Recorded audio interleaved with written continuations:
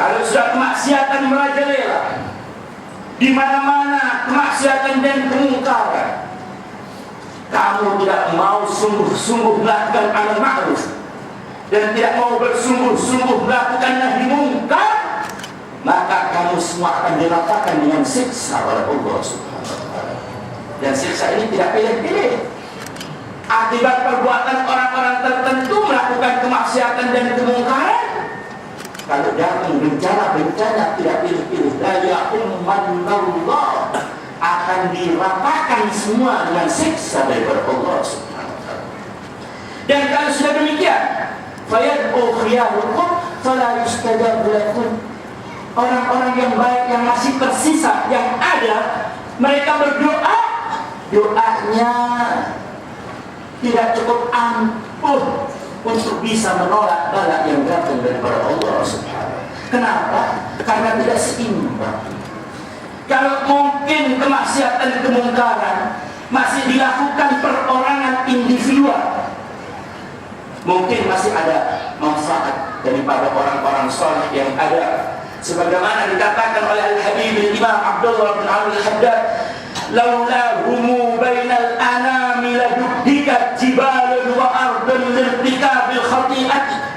Kalau bukan karena adanya wali-wali Allah, orang-orang soleh yang masih ada di tengah-tengah manusia, niscaya bumi dan gunung akan goncang disebabkan karena kemaksiatan dan kemungkaran yang dilakukan oleh umat manusia. Kondisi ini mungkin itu suatu kondisi yang dimana masyarakat kemaksiatan dan kemungkaran yang melakukan itu tidak merata. Tapi manakala kemaksiatan dan kemungkaran sudah merajalela dan penganjur-penganjur kebaikan yang melakukan amal ma'ruf dan nahi mungkar tidak seimbang dengan kemungkaran yang ada, fayad'u khiyarukum fala yustajabu lakum. Jadi harus ada upaya menghidupkan ajaran orang-orang saleh kembali, penganjur-penganjur kebaikan, menolak kemaksiatan-kemaksiatan yang datang daripada orang-orang kafir. Itu harus selalu ada. Kalau tidak, sunnah Allah menghendaki adab akan dikirim oleh Allah, dan ini sudah musyahad, kelihatan mata. Apa kurang adab, apalagi kita ini, apalagi negeri kita Indonesia.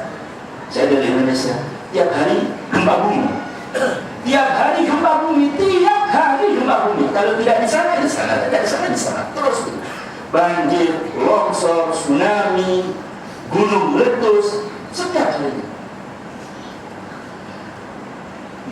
Al-Habib Imam dalam kitab beliau An-Nasaih Diniyah wal Wasaya Al-Imaniyah, beliau menceritakan satu hikayat di mana Allah Subhanahu wa Ta'ala menghancurkan suatu daerah dibinasakan oleh Allah Subhanahu wa Ta'ala. Semua terkena. Itu kalau sudah bencana datang itu tidak pandang orang baik maupun orang soleh. Maka itu Allah Subhanahu wa Ta'ala berfirman, wattaqu fitnatan la tusibanna alladhina zalamu minkum khassah wa'lamu annallaha syadidul 'iqab. Waspadailah, hati-hatilah kamu akan datangnya suatu bencana, suatu fitnah, bencana yang mana apabila bencana itu datang tidak hanya menimpa orang-orang yang zalim saja, tidak, yang berbuat jahat, berbuat mungkar orang zalim, tapi orang yang soleh pun terkena.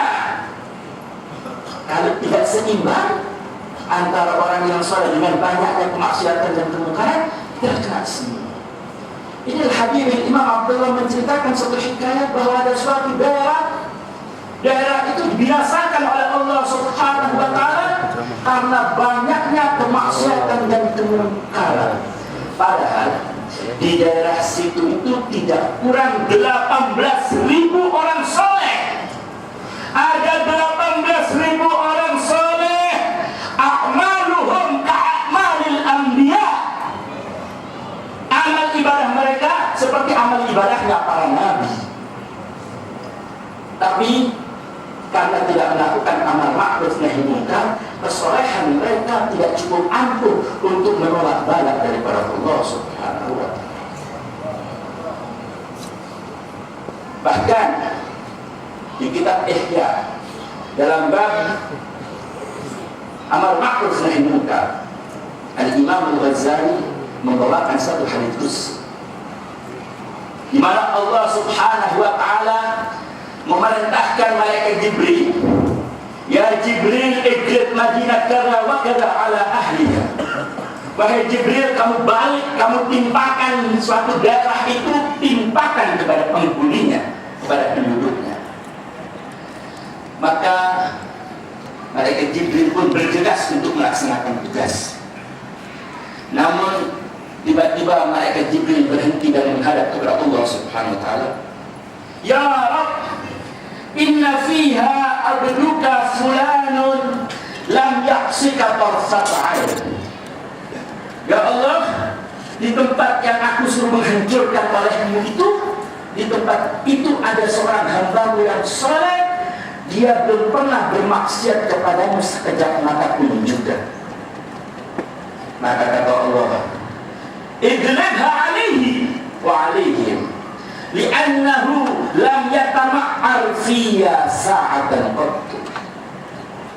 Wahai Jibril, kamu balik daerah itu, timpakan kepada orang yang soleh itu dan kepada penduduk-penduduk yang lain.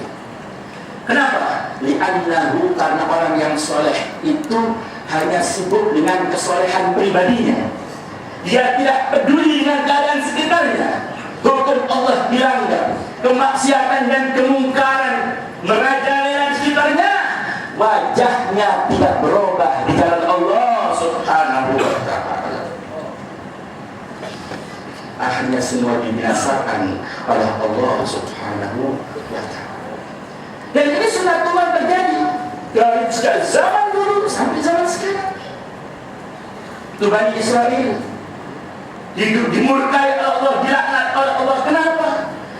Lu'inal ladzina kafaru min Bani Israil ala lisani Dawud wa Isa bin Maryam dzalika bima asaw wa kanu ya'tadun. Bani Israil dilaknat oleh Allah melalui lisan Dawud, Nabi Dawud alaihissalam dan Nabi Isa alaihissalam. Dzalika bima asaw, itu disebabkan karena Bani Israil itu bermaksiat, wa kanu ya'tadun, dan mereka melampaui batas. Ada orang-orang soleh di antara mereka, kanu la yatanahuna an munkarin fa'alu labi'sa ma kanu yaf'alun. Orang-orang soleh yang ada di tengah mereka tidak melakukan nahi munkar, sibuk dengan kesolehan pribadinya. Akhirnya apa? Mereka semua dilaknat oleh Allah. Dikatakan itu dibagi tiga. Orang-orang yang boleh, yang banyak melakukan kemaksiatan dan kemungkaran, berada di tempat situ. Kemudian ada orang yang soleh, tapi orang soleh itu tidak melakukan nahi munkar. Yang ketiga melakukan nahi munkar, penduduk tidak mau ikut, ditinggal. Yang dua dihancurkan oleh Allah, yang hijrah setelah melakukan nahi munkar, tidak berkumpul dengan mereka. Mereka yang selamat tidak kena murka Allah Subhanahu. Para hadirin yang dimuliakan Allah, dekadensi moral